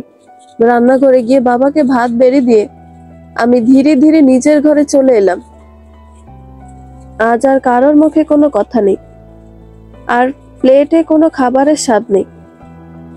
ঘর জুড়ে যেন এক বিষণ্ণ স্তব্ধতা, দম বন্ধ করা এক নিঃসঙ্গতা। হঠাৎ দাদি এসে দরজায় দাঁড়িয়ে বললেন, কি রে তুরিন, এই দুপুরবেলা শুয়ে থাকছিস যে? কিছু না দাদি, এমনি একটু শুয়ে পড়েছি। তোর বাবা কি কাজে চলে গেছে? এই তো এখনই যাবে। কিছু দরকার? সেদিন আমার থেকে 1000 টাকা নিয়েছিল, সেটা ফেরত চাইতে এলাম। একটু দরকার ছিল। আমি আর কিছু না বলে আমার ছোট হাত ব্যাগ খুলে ব্যাগের ভেতর পড়ে থাকা 2000-এর মধ্য থেকে 1000 টাকা বের করে দাদির দিকে বাড়িয়ে দিলাম। দাদি একটু হকচকিয়ে তাকালেন, তারপর নীরবে টাকা নিয়ে চলে গেলেন। সেই নীরবতা যেন আরো ভারী হয়ে পড়ল আমার বুকের ওপর। একটু পর বাবা তাড়াহুড়ো করে কাজে বেরিয়ে গেলেন। ঘরটা এখন সম্পূর্ণ নিস্তব্ধ। ঘড়ির টিকটিক শব্দ ছাড়া যেন আর কিছুই শোনা যাচ্ছে না। আমি জানালার পাশে গিয়ে দাঁড়ালাম। দিগন্ত জোড়া ধানের ক্ষেতের ওপার থেকে বাতাস এসে চুলে লেপ্টে যাচ্ছে। একবার ভাবলাম, এটাই কি আমার জীবন? একটা ভাঙা বিয়ে, কিছু চেনা ব্যথা, আর নীরব চোখের কান্না। না, আমি এখানেই থেমে যাব না। নিজেকে শক্ত করলাম, নিজেকে বললাম, তুরিন, আজ থেকে তুই বাঁচবি, নতুন করে বাঁচবি। শুধু নিজের জন্য না, তুই বাঁচবি তাদের জন্য যারা তোর মতো একদিন অবহেলার কাঁটায় রক্তাক্ত হয়েছিল, যাদের স্বপ্নগুলো সমাজের গর্তে পড়ে পচে গিয়েছিল। তুই তাদের হাত ধরে তুলবি। তুই নতুন এক আলো জ্বালাবি, তাদের নিয়ে গড়বি এক আশ্রয়ের ঘর, যেখানে থাকবে না তুচ্ছতা, থাকবে না নত মাথা চোখ, থাকবে সম্মান, সাহস আর আত্মবিশ্বাস। আজ থেকে আমি কাঁদি না, কাঁদতে নেই। আমার চোখের জল একদিন কাউকে পথ দেখাবে, সেই বিশ্বাস নিয়ে আমি আবার হাঁটবো। কারণ আমি শুধু একা তুরিন না, আমি হাজারো তুরিনের প্রতিধ্বনি। আমি নিজের জন্য না, একটা সমাজ বদলানোর স্বপ্নে বাঁচবো। দেখতে দেখতে সেই কাঙ্ক্ষিত দিনটি এসে উপস্থিত হলো। নবজাতকের কান্না ভেদ করে আনন্দে ভরে উঠল গোটা ঘর। তুরিন জন্ম দিল এক অপূর্ব সুন্দর ফুটফুটে পুত্র সন্তানের, যেন তার গায়ের রঙে মিশে আছে রোদের দীপ্তি আর পূর্ণিমার জ্যোৎস্না। রমিজ মিয়া কাপা হাতে নাতিকে কোলে তুলে নিয়ে কানের কাছে মুখ এনে ধীরে ধীরে আজান দিলেন। সেই শব্দে যেন আসমান জমিন সাক্ষী হয়ে গেল এই নতুন জীবনের সূচনার। সন্তানের মুখ দেখে এক নিমিষে সমস্ত যন্ত্রণা ভুলে গেল তুরিন। চোখে নেমে এলো এক অব্যক্ত প্রশান্তি, যেন বেঁচে থাকাটাও এক অর্থবহ হয়ে উঠল। ভাঙা কণ্ঠে কান্না চেপে রেখে সে বলল, যাক, এবার তোর বাবা আর তার পরিবার তোকে নিয়ে লজ্জা পাবে না। তুই তাদের সন্তান বলতে দ্বিধাবোধ করবে না। তোর বাবার আর গা ঢাকা দিয়ে মুখ লুকিয়ে চলতে হবে না। তুই তো কালো নস। তোর জন্ম দিয়ে তুই আমার অসম্মান ঢেকে ফেললি বাপ। এক এক করে গ্রামবাসী ছুটে এলো দেখতে। কে কেমন বলছে, কে কি ব্যাখ্যা দিচ্ছে, সব যেন কানে ভেসে আসছে। মা তো কালো, ছেলেটা এমন ফর্সা কই পেল? হাহা, ওর বাপ দেখেছ, রাজপুত্র যেন। আমি তো জানি ওর দাদার গোত্রে এমন গৌরবর্ণ। ভাগ্য করে জন্মেছে মেয়েটা, না হলে এমন ঘরে বিয়েই বা হতো কেমনে? তাদের এইসব মন্তব্য যেন বাতাসের তরঙ্গে ভেসে এসে তুরিনের কানে লেগে যাচ্ছিল। সে শুয়ে শুয়ে নিঃশব্দে হাসলো, মনে মনে বলল, বাহিরটা দেখি মানুষ বিচার করে, ভেতরের আলো অন্ধকার। রং ফর্সা মানে যদি ভালো মানুষ হতো, তবে কালো হৃদয়ের কি হতো? ছেলেটা সত্যি তার জীবনের নতুন রোদের নাম। দাদি এসে ছেলেটাকে তুরিনের পাশে রেখে গেলে তুরিন সন্তানের মুখে চুমু খেয়ে বলল, ফিসফিস করে বলল, আজ থেকে শুরু তুরিনের নতুন পথ চলা। এই ছোট্ট মুখটাই হবে আমার সাহসের নাম, আমার যুদ্ধের মন্ত্র। তুরিন আর হারবে না, তরিন প্রমাণ করবে রং নয়, চোখে জল নিয়ে রাত কাটানো মানুষগুলি আসলে বলে সত্যিকারের সৌন্দর্য।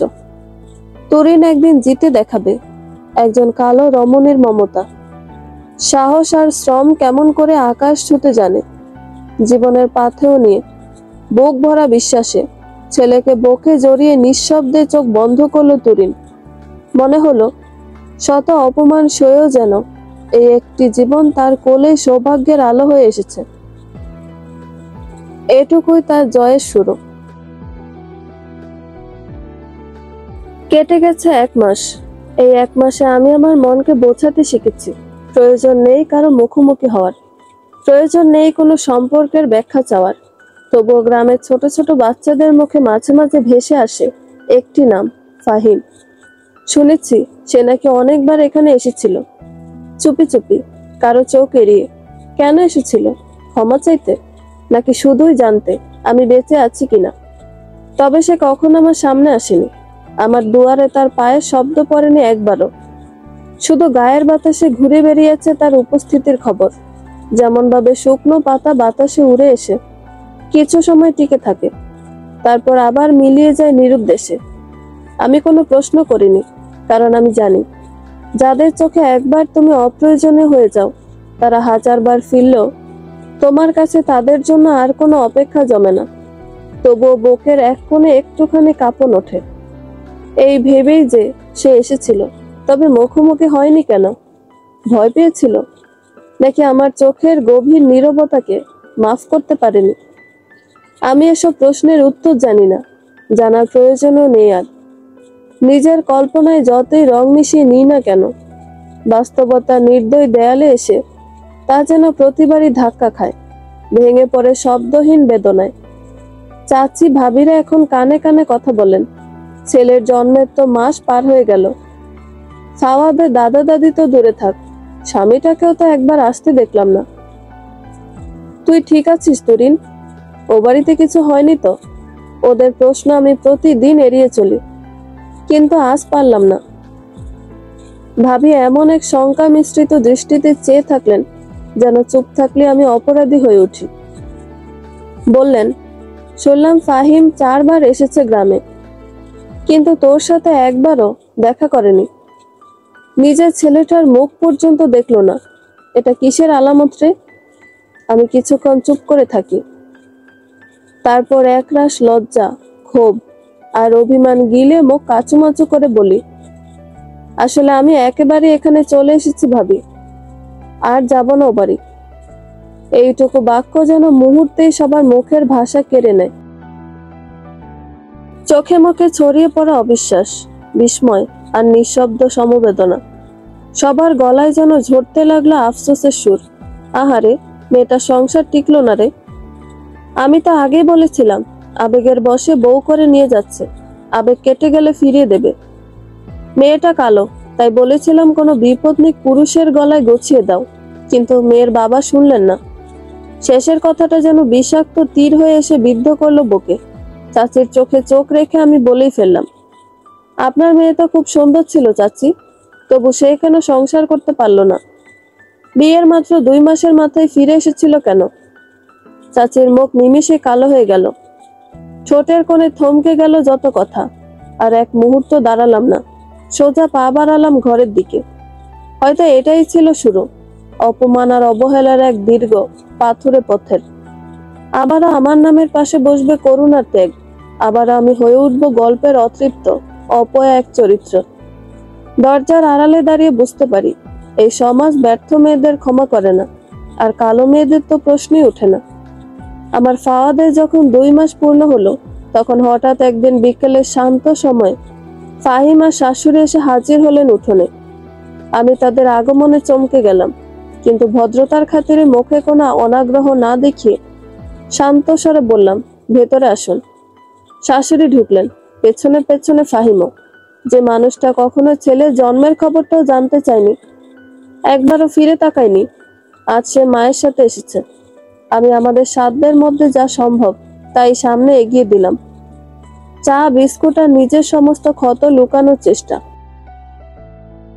তবে ফাওয়াদকে সামনে আনলাম না, যে মানুষগুলো এই নিষ্পাপ প্রাণটাকে দুনিয়ার আলো দেখাতে চায়নি, জন্মের আগে থেকে অস্বীকার করেছিল তার অস্তিত্ব, তাদের সামনে ছেলেকে তুলে ধরার কোনো অর্থ খুঁজে পাই না। তাদের উপস্থিতি যতটা আকস্মিক ততটাই অস্বস্তিকর। এই হঠাৎ আগমন নিশ্চয়ই কোনো স্বার্থের কারণে। ঘণ্টাখানেক চুপচাপ বসে থাকার পর শাশুড়ি হঠাৎ গলা তুলে বললেন, আমাদের বংশের ছেলে কোথায়? দেখি তো তাকে। আমি ঠান্ডা হেসে বললাম, কোন ছেলে? ফাহিমের ছেলে। ওনার ছেলে কোথায় সেটা আমি জানি না। তোমার কাছেই তো আছে, ওকে নিয়ে এসো। আমি এবার আর সংযম ধরে রাখতে পারিনি। শান্ত কণ্ঠে কিন্তু তীক্ষ্ণ কথায় বললাম, খবরদার, তাকে নিজের বংশধর বলার সাহস করবেন না। সে শুধুই আমার সন্তান, তার মা আমি, বাবাও আমি। সে আপনাদের কেউ না। শাশুড়ির চোখে জ্বলে উঠল রাগের আগুন। গলার স্বর কেঁপে উঠে বললেন, আমার ছেলে যদি বাবা না হয় তবে কি আকাশ থেকে উড়ে এসে তোমার পেটে ঢুকেছে বাচ্চাটা? মায়ের সমান বয়সে একজন নারীর মুখে এমন নিকৃষ্ট কথা শুনে আমার শরীরটা কেঁপে উঠল। গা ঘিন ঘিন করতে লাগলো ঘৃণায়, তবু নিজেকে কষ্ট করে সামলে নিলাম। শাশুড়ি আবার বললেন, তোমার বাবাকে ফোন করে ডেকে আনো তো এখনই। আমি কিছু না বলে বাবাকে ফোন দিলাম। বাবা 20 মিনিটের মাথায় চলে এলেন, ক্লান্ত মুখে, তবে চোখে তার চিন্তার ছাপ স্পষ্ট। শাশুড়ি শুরু করলেন অভিযোগের পাহাড়। আমাদের ছেলের ছেলেকে আমাদের দেখতে দিচ্ছে না, বাচ্চাটাকে বাপের পরিচয় ছাড়া মানুষ করবে, এটা কি কোনোভাবে সম্ভব? ছেলের গায়ের গন্ধ মুছে ফেলতে পারবে? এই ছেলেকে ফাহিম ছাড়া কেউ চিনবে? বাবা অনেকক্ষণ চুপ থেকে হঠাৎ আমার দিকে তাকিয়ে বললেন, তরিন, অযথা কথা বাড়িয়ে লাভ নেই। ফাওয়াদকে একবার তাদের কোলে দিয়ে দাও, সেও না হয় শেষবারের মতো বাবার গন্ধ মেখে নিক। বাবার কথা শুনে বুকের ভেতরটা মোচড় দিয়ে উঠল।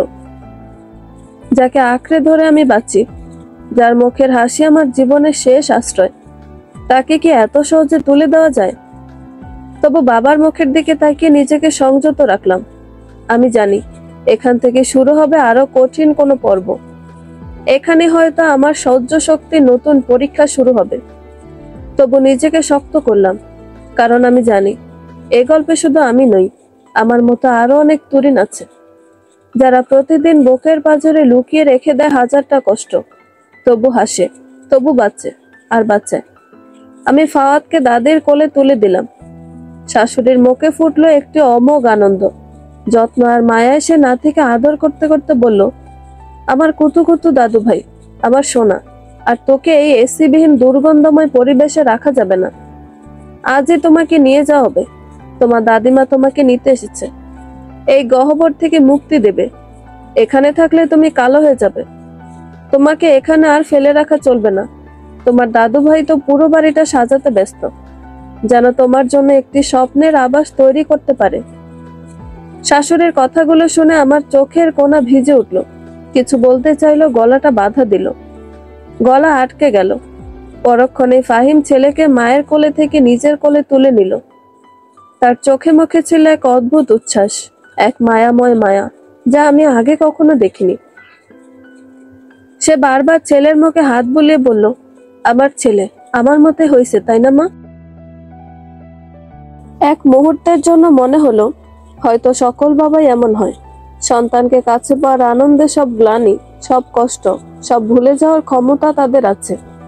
কিন্তু পরক্ষণে মনে হলো, যদি ফাওয়াদ কালো হতো, যদি তার চেহারা অন্যরকম হতো, তাহলে কি তারা এত আদর করত? অবশ্যই না। সেই কালোত্বেই তাদের অবজ্ঞা, তাদের দূরত্বের জন্ম।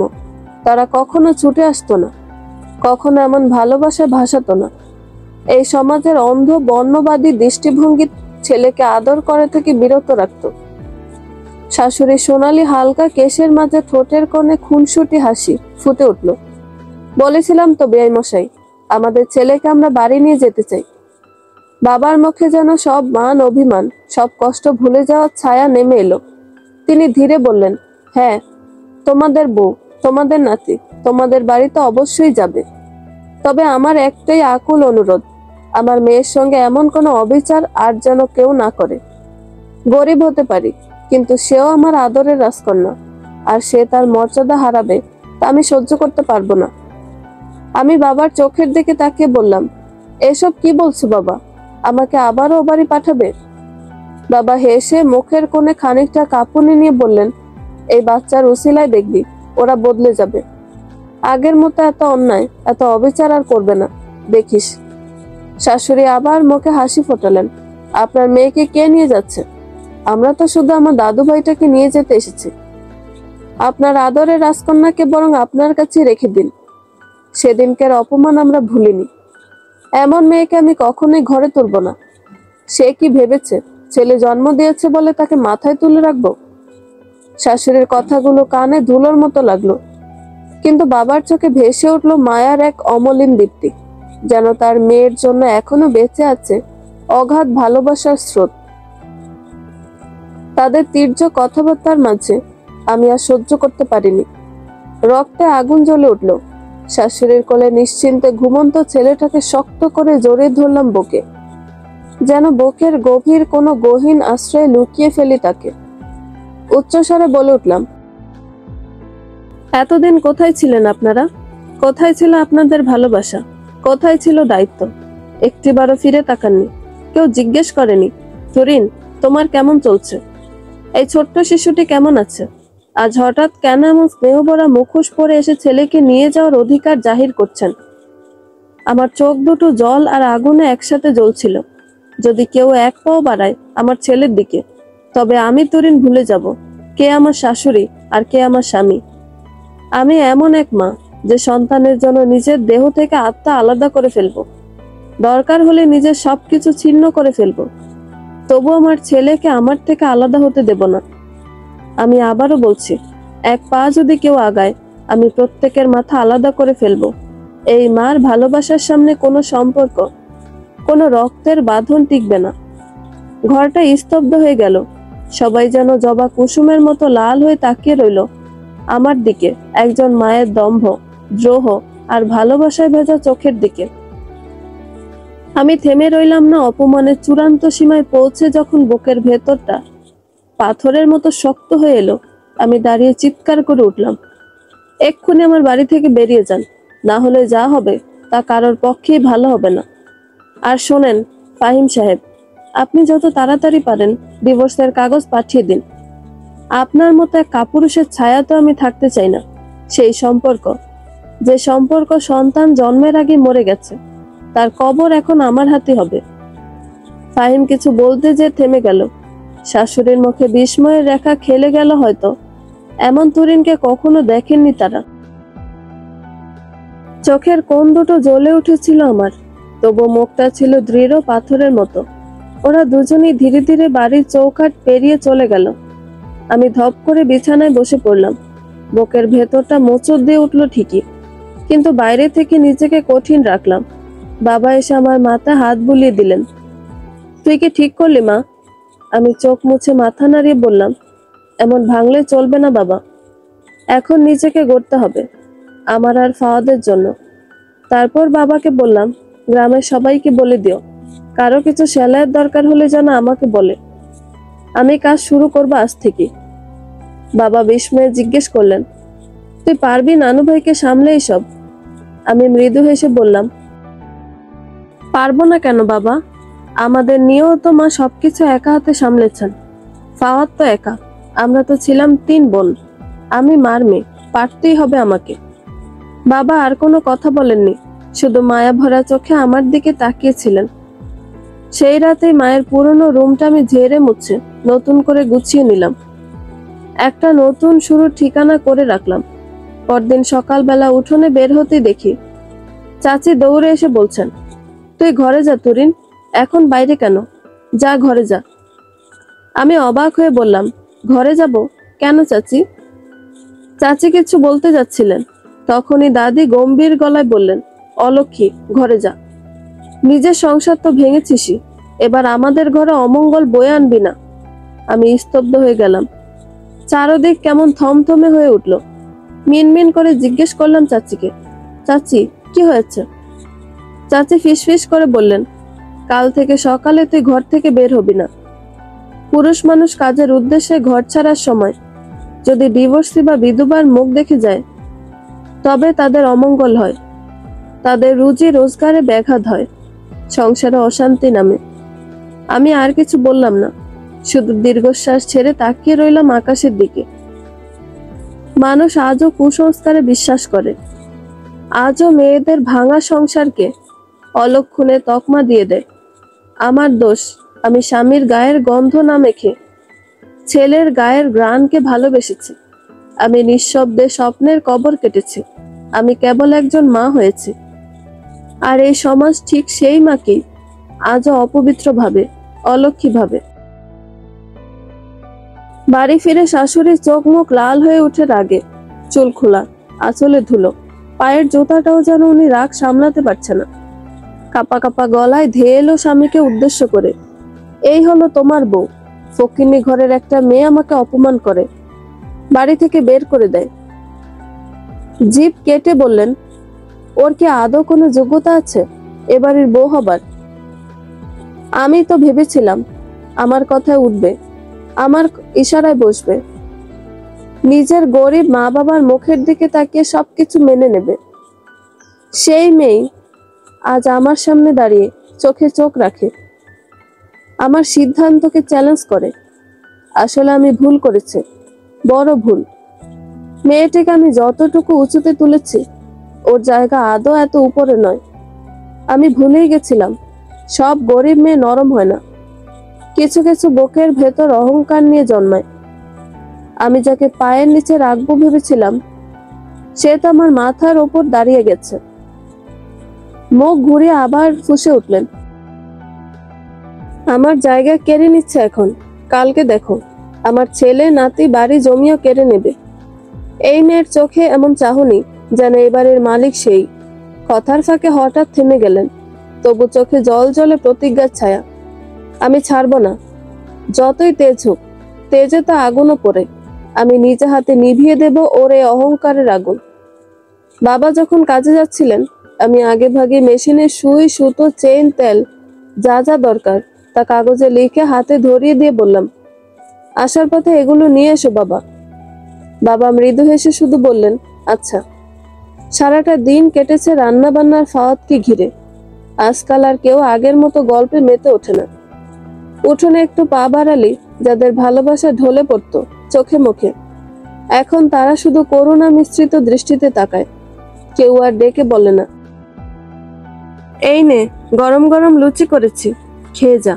বরং মনে হয় যেন আমি এই বাড়ির নয়, এক অবাঞ্ছিত উপস্থিতি। ভালোবাসা নয়, এখন কেবল পাওয়া যায় কিছু বিষণ্ণ দীর্ঘশ্বাস আর মাপে মাপে মাপা সহানুভূতি। সন্ধ্যা গড়িয়ে রাত নামার মুখে বাবা বাড়ি এলেন। আজ অদ্ভুত ভাবে তাড়াতাড়ি ফিরলেন। আমি একটু চমকে জিজ্ঞাসা করার আগে বাবা হাঁপাতে হাঁপাতে বসলেন, চোখে কেমন এক ক্লান্তির ছায়া। শরীর ঠিক লাগছে না বলে এক হাত কপালে রেখে নিচু স্বরে দীর্ঘ নিঃশ্বাস ফেললেন। বাবাকে এই বয়সে এখন এত খাটতে দেখি বুকটা হাহাকার করে ওঠে।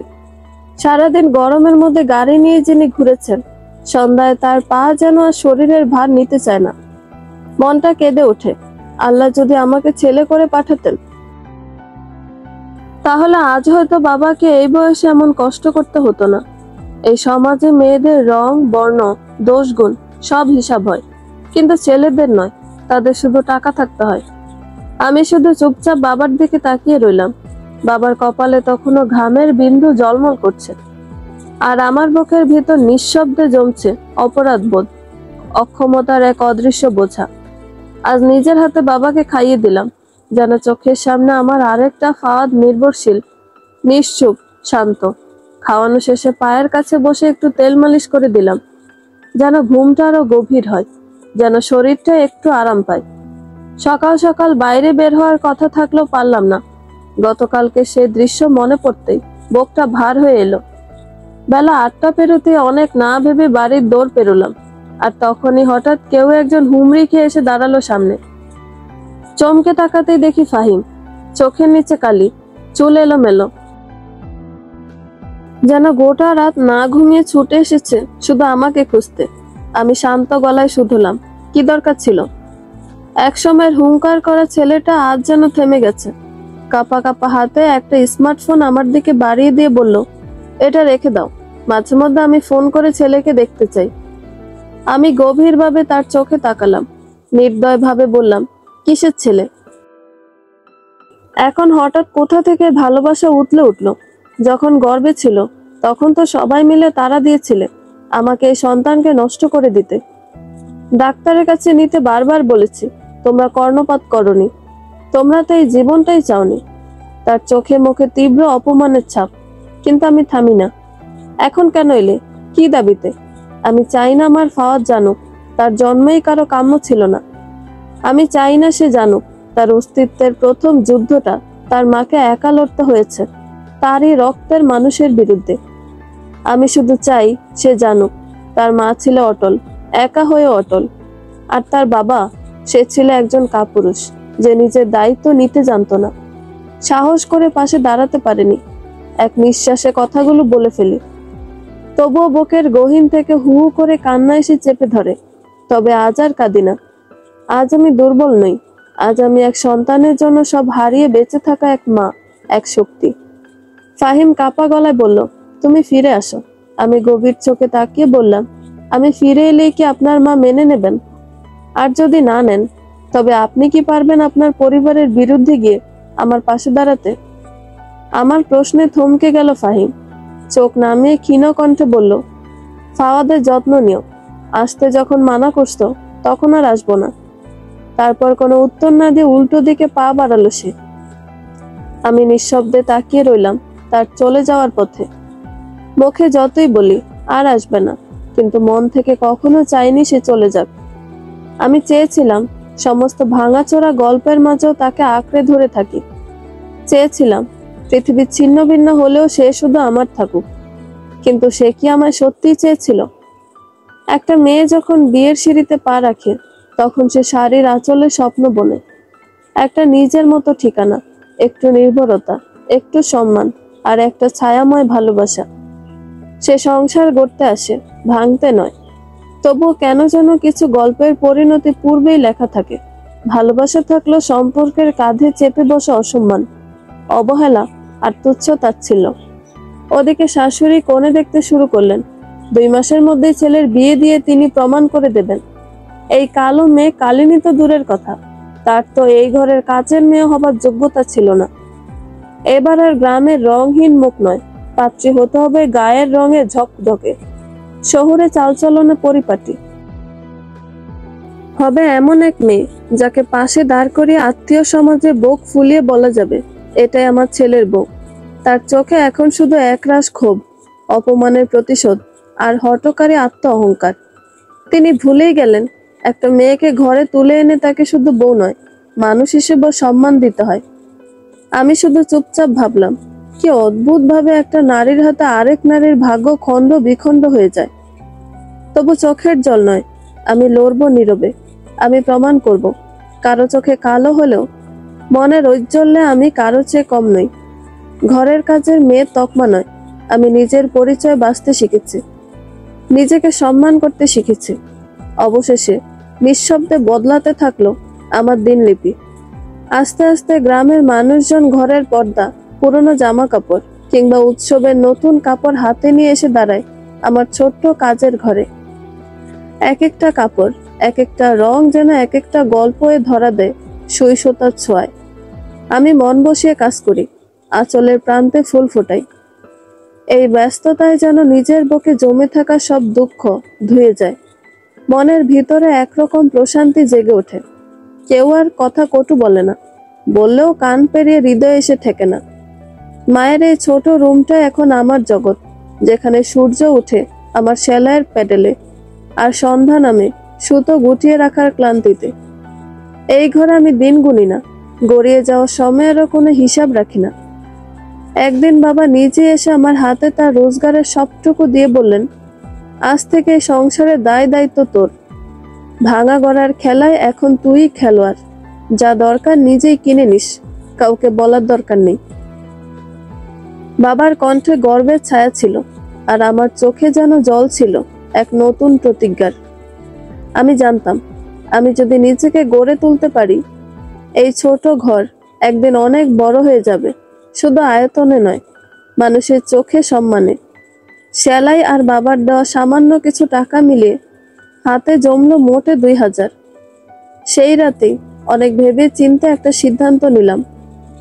শুধু সেলাইয়ের আয়ের উপর নির্ভর করে বসে থাকলে হবে না। সময় এসেছে নিজেকে আরো এক ধাপ এগিয়ে নেওয়ার। মায়ের এই ঘরটা যথেষ্ট বড়। এক পাশে আমার সেলাই মেশিন, অন্য পাশটা তো অলসই পড়ে আছে। হঠাৎ মনে হলো ওই জায়গাটুকু কাজে লাগিয়ে যদি ছোটদের জন্য চিপস, বিস্কুট, চকলেটের একটা ক্ষুদ্র দোকান দিই। সেই ভাবনায় প্রাণ পেল। আমি তো এই গ্রামেরই মেয়ে। এখানকার শিশুদের পছন্দ অপছন্দ আমার নখদর্পণে। জানি কখন তারা স্কুল ফেরত মায়ের হাত ছাড়িয়ে দোকানে ঢুকে পড়ে। জানি কোন শিশুটি মিষ্টির চাইতে টক খেতে ভালোবাসে। হয়তো কারো কাছে হাস্যকর শোনাবে, তবে এটাই সত্যি। শুধু 2000 টাকা নিয়ে এমন স্বপ্ন দেখা, কিন্তু আমি বিশ্বাস করি শুরু যদি সৎ হয় আর ইচ্ছে শক্তি যদি অটুট থাকে, তবে সেই ছোট্ট দোকান একদিন বড় স্বপ্নের জানালা হয়ে দাঁড়াবে। সেদিনও আসবে যখন মানুষ বলবে এই দোকানটাই তার জীবনের প্রথম জয়, প্রথম লড়াইয়ের প্রতিচ্ছবি। আমার চোখে জল আসে না, আসে একরাশ সাহস। কারণ আমি জানি আমি হেরে যেতে আসিনি। এই 2000ই হবে আমার নিজের পায়ে দাঁড়ানোর প্রথম সিঁড়ি। অপর দিন ভোরেই বাজারে বেরিয়ে পড়লাম। বড় এক প্যাকেট মটর, চানাচুর আর বাদাম তুলে নিলাম ঝুড়িতে। ছোট ছোট বিস্কুটের প্যাকেট, ছোট ছোট কেক, লিচু, আচার সবই অল্প অল্প করে কিনে নিলাম, যেন দোকানের তাক ভরলো পুঁজি না ফুরায়। জানি আপাতত তেমন লাভ হবে না, একসাথে অনেক কিনলে দামটা তুলনামূলক কম পড়ে। কিন্তু আমি তো এখনই লাভ খুঁজতে যাইনি। আমি চাই দোকানটা আগে দাঁড়াক, এই গ্রামের মানুষ জানুক, বিশ্বাস করুক এই দোকানের প্রতি। বাড়ি ফিরে বসে গেলাম প্যাকেট বানাতে। মটর আর চানাচুর মেপে ছোট ছোট থলেতে পুরে ফেললাম। বাদাম ভেজে শুকিয়ে নিখুঁতভাবে বেঁধে রাখলাম। তারপর বাচ্চাদের ডেকে বললাম, শোনো, এখানে চাল, ডিম, টাকা তিনটে দিয়ে মজা কিনতে পাওয়া যায়। যার যেটা পছন্দ এখানে থেকে কিনে নিয়ে খেতে পারো। সেই থেকেই শুরু। কে যেন প্রথম এক মুঠো চাল নিয়ে এলো। তারপর দিন আরেক শিশু একটা ডিম হাতে নিয়ে দাঁড়িয়ে থাকলো। কেউ কেউ টাকা দিল, কেউ কেউ কেবল হাসি দিয়ে বলল, এই দোকানটা ভালোই চলবে। যে চাল আর ডিমগুলো দোকানে জমা হতে থাকলো, সেখান থেকে আমাদের সংসার চলতে লাগলো। বাবা আর আমি আর আলাদা করে চাল কিনিনি, ডিমও না। যেটুকু ঘরের প্রয়োজন সেখান থেকে উঠতো, আর বাড়তি যা থাকতো তা দিয়ে বিক্রি করে আবার নতুন পণ্য তোলা যেত। আমার সেলাইয়ের রোজগার, বাবার গাড়ি চালানোর টাকাও সব ঢেলে দিতে লাগলাম এই ছোট্ট দোকানটার ভিত শক্ত করতে। মনে হতো এ শুধু দোকান নয়, এ যেন এক টুকরো স্বপ্ন, আমাদের ঘরের প্রাণ। সন্ধ্যা নামলে আলো জ্বালিয়ে বসতাম দোকানে। এক কাপ চায়ের পাশে বসে থাকতো স্বপ্নগুলো। আস্তে আস্তে বদলে যাচ্ছিল আমাদের দিনগুলো। অভাব থেকে আত্মমর্যাদায়, হেরে যাওয়া থেকে মাথা উঁচু করে বাঁচার দিকে। বাবা যখন বললেন, কাল তো সেলিম চাচার মেয়ের বিয়ে, সেই খেয়াল আছে? আমি মৃদু হেসে উত্তর দিলাম, দোকান, সেলাই, ঘর গোছানো আর ফাহাদের দেখভাল করতে করতেই তো সময় কেটে যায় বাবা। এসব খোঁজ রাখার ফুরসতই কই। বাবা স্নেহ ভরা চোখে তাকিয়ে বললেন, জানি রে মা, কিন্তু এই কাজকর্মের বাইরে একটা জীবন আছে, একটু ফুরসতের প্রয়োজনও আছে। কাল একদিন ফাঁকা রাখ দোকানটা, নানু ভাইকে নিয়ে যাস বিয়ে খেতে, একটু হাওয়ায় দেহ মন চাঙ্গা হবে। ভাবলাম ঠিকই তো, গত 10-15 দিন ধরে একটানা খেটেই যাচ্ছে, বাইরে জগৎটাই ভুলে গেছি যেন। কাল বরং ফাওয়াতকে নিয়ে একটু বের হই, মানুষের মুখ দেখি, নিজেরও মনটা হালকা হবে। পরদিন সেলিম চাচার মেয়ের বিয়েতে হাজির হলাম। ফাওয়াতকে কোলে নিয়ে চুপচাপ এক কোনায় দাঁড়িয়েছিলাম। মনটা একটু প্রশান্তি খুঁজছিলাম, কিন্তু যেই না চেনা মুখগুলো এগিয়ে এলো, সেই শান্তি ভেঙে ছিন্ন ভিন্ন হয়ে গেল। একজন বলে উঠল, তুই তুরিন না? শুনলাম তোর জামাই নাকি তোকে তালাক দিতে যাচ্ছে। আরেকজন গালে হাত দিয়ে বলল, এই সুন্দর ছেলেটাকে দেখে তো বোঝাই যায় না, মনে হয় না এটা তোরই ছেলে। আরেকজন টিপ্পনি কাটলো, নিজে ভালো হয়ে থাকলে সংসার ভাঙে? নিশ্চয় তোর মধ্যেই দোষ ছিল। আরে ও তো কালো। হ, কালো হইলি বা কি? বাচ্চার মুখ দেখেও কি কেউ ফিরতে চায় না? নিশ্চয় কোনো রহস্য আছে। না হলে একটা নাতির মুখ দেখেও কেউ তাকে ঘরে টানে না। সব শুনে চুপ করেছিলাম। একসময় মুখ তুলে মৃদু হাসিতে বললাম, আসলে কি জানেন আপা, আপনাদের হাতে সময়টা খুব বেশি। দিনে রাঁধেন, রাতে ভাবেন, আর সেই ফাঁকে আমার জীবন নিয়ে গবেষণাও করে ফেলেন। অথচ আমি নিজের খাওয়ার সময় পাই না। আপনারা কেমন করে এত সময় পান ভাবতে অবাক হই। কিছু মানুষ না অন্যের ক্ষত চুলকে না দেখলে পেটের ভাত হজমই হয় না। এতে মুখ চুপসে গেল এক একজনের। হঠাৎ এক ভাবি মুখ বাঁকিয়ে বললেন, এই দেখেই বুঝে গেলাম তোর এই জ্বালা মেয়ে কথাতেই তুই সংসার করতে পারলি না। এত তেজ কিসের তোর? আমি মুস্কি হেসে বললাম, আরে ভাবি, ঠিকই ধরেছেন। আমার মধ্যে দোষ আছে, তাই আমার স্বামী আমায় ত্যাগ করেছে। তবে ভাবি, আপনার মধ্যেও নিশ্চয়ই কোনো দোষ আছে। তাই তো ভাই আপনাকে রোজ চড় থাপ্পড় মেরে নিজের পুরুষত্ব জাহির করে। তাও চলুক, আমার অন্তত নিজের উপার্জনের একটা পথ আছে। নিজের পায়ে দাঁড়িয়ে বাঁচি। আপনি তো এখনো শাশুড়ি জামাই বউয়ের রগরগানি সামলাতেই দিন কাটান। আমার সংসারে অন্তত এই নাটক ছিল না। এবার আর কেউ কিছু বলেনি। সবার মুখে থমথমে নীরবতা। আমি কোলে ফাওয়াতকে শক্ত করে জড়িয়ে ধরে কনের রুমের দিকে এগিয়ে গেলাম। কনের পাশে বসতেই সেলিম চাচার বউ আমায় ধীর স্বরে ডাক দিলেন। তার কাছে যেতেই তিনি একপাশে সরিয়ে নিয়ে বললেন, মাগো, আজ আমার মেয়ের এক শুভ লগ্ন। আমি চাই না এই শুভক্ষণে কোনো অশুভ ছায়া ঘিরে আসুক। তুমি বরং একটু দূরে থাকো। আমি আমার মেয়ের নতুন জীবনে কোনো অমঙ্গল টানতে চাই না। তার কথায় বুকের ভিতরটা যেন ধসে পড়ল। অপমান নয়, যেন নিজের অস্তিত্বটা অস্বীকার করে দিলেন তিনি। তবু মৃদু হেসে মাথা নুইয়ে তার পাশ থেকে সরে এলাম, যেন কিছুই হয়নি এমন ভঙ্গিতে। কিন্তু হৃদয়ের গভীরে একরাশ প্রশ্ন যেন দাউ দাউ করে জ্বলতে লাগলো। এই কুসংস্কারের দেয়াল মানুষ কবে ভাঙবে? ভাগ্যের লিখন কি কারো স্পর্শে বদলে যায়? একজন বিধবা ডিভোর্সির উপস্থিতি কি কারো জীবনে অমঙ্গল টেনে আনে? আমার জীবনে যা ঘটেছে তা তো আমার ইচ্ছায় হয়নি। ভাগ্য যেমন লিখেছে তেমনই বহন করছি আমি। তবে কি সমাজ আমায় চিরকাল এই তুচ্ছ তাচ্ছিল্যের চোখে দেখবে?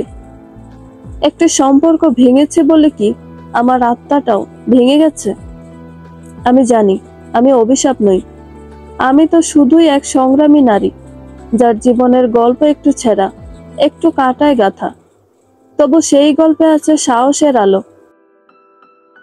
বেঁচে থাকার দীপ্তি। আজ নয়, হয়তো একদিন এই সমাজ বুঝবে নারীর মর্যাদা তার বৈবাহিক অবস্থান দিয়ে নয়, বরং তার চরিত্র, মনুষ্যত্ব আর আত্মসম্মানের গর্বে মাপা উচিত। বন্ধুরা, গল্পটি ভালো লেগে থাকলে একটা লাইক করে দিবেন এবং গল্প সম্পর্কে কোনো মতামত জানানোর থাকলে কমেন্ট করতে পারেন। গল্পের বাকি অংশ শোনার জন্য চ্যানেলটি সাবস্ক্রাইব করে পাশেই থাকবেন। ধন্যবাদ সবাইকে, ভালো থাকবেন।